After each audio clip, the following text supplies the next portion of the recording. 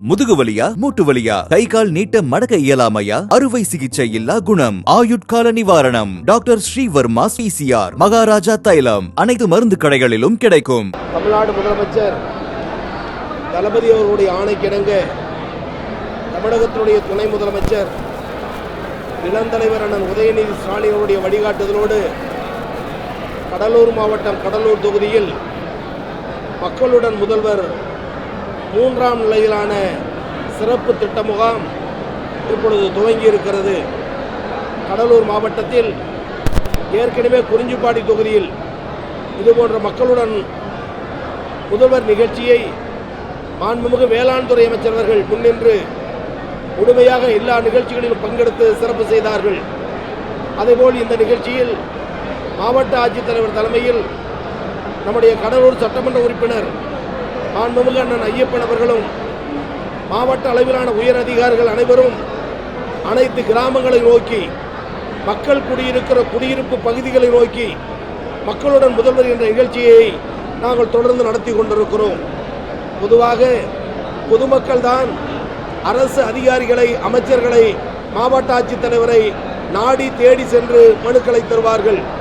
ஆனால் ஏழைகளின் முதல்வர் தமிழ்நாடு முதலமைச்சர் சொல்லி இருப்பது 3ஆம் நிலையிலான மக்களுடன் முதல்வர் நிகழ்ச்சி விளிம்பு நிலை மக்கள் ஆதி திராவிட மக்கள் தினசரி கூலி வேலைக்கு சென்றால்தான் வாழ்வாதாரம் நடத்த முடியும் என்று எண்ணுகிற அந்த அடித்தட்டு மக்கள் அவர்கள் குடியிருக்கிற பகுதிகளுக்கே சென்று முகாமை நடத்தி மனுக்களை பெற்று உரிய நடவடிக்கை எடுக்க வேண்டும் என்ற அன்பு வேண்டுகோளை முதலமைச்சர் இட்ட காரணத்தால் அனைத்து சட்டமன்ற தொகுதிகளுக்கும் இதுபோன்ற முகாம்களுக்கு நாங்கள் செல்லுகிறோம்.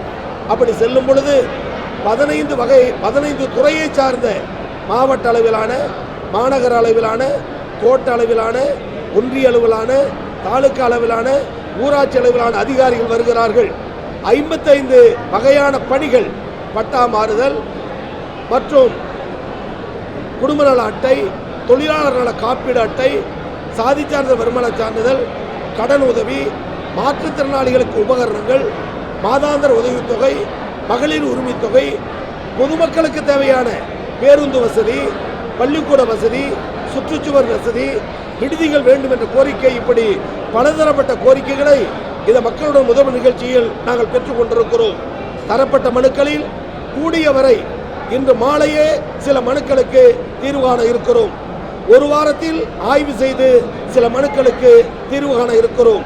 ஒரு மாதத்தில் சில மனுக்களுக்கு தீர்வு கண்டு வழங்கி கொண்டிருக்கிறோம்.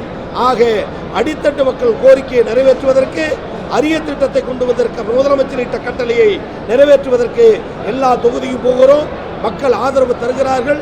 அதிலும் குறிப்பாக 2 தினங்களுக்கு முன்பு தமிழ்நாடு முதலமைச்சர் அறிவித்த மாற்றுத்திறனாளிகளுக்கான ஒரு சிறப்பு திட்டம் என்னவென்றால் உள்ளாட்சி அமைப்புகளில் மாற்றுத்திறனாளிகளுக்குரிய சிறப்பு முக்கியத்துவம் பிரதிநிதித்துவம் அவர்களுக்கும் வழங்கப்படும் என்ற அறிவிப்பை மாற்றுத்திறனாளிகள் நாடு முழுவதும் கொண்டாடுகிறார்கள்.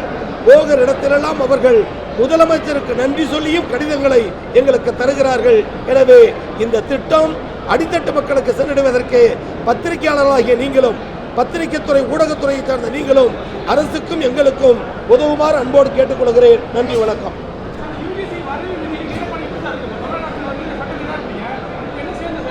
யுஜிசி வரைவு கொள்கையை பொறுத்தவரை கடந்த மாதம் இறுதி வரை அவகாசம் கேட்டு கருத்துக்களை சொல்லலாம் என சொல்லியிருந்தார்கள்.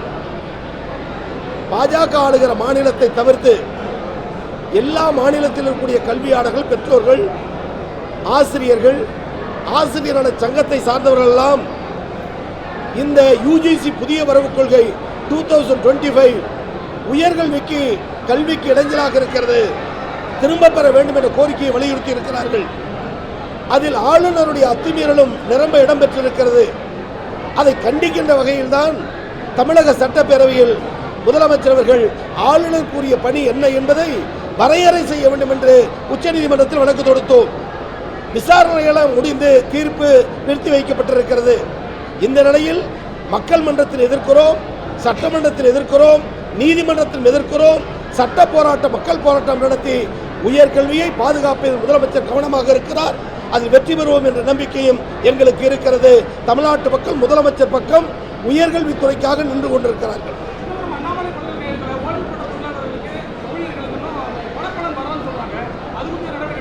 அண்ணாமலை பல்கலைக்கழகத்துடைய நிதி வரவு ஆதார நிலை என்ன என்பது எல்லோருக்கும் தெரியும். அரசின் கட்டுப்பாட்டில் பல்கலைக்கழகம் வந்ததற்கு பிறகு பல்வேறு பிரச்சனைகள் இருந்ததையெல்லாம் படிப்படியாக முதலமைச்சருடைய எண்ணத்தின் அடிப்படையிலாக நிவர்த்தி செய்து வருகிறோம். நீங்கள் சொன்ன கோரிக்கையும் ஆய்வு செய்து விரைவில் அதற்கு பரிகாரம் காணப்படும்.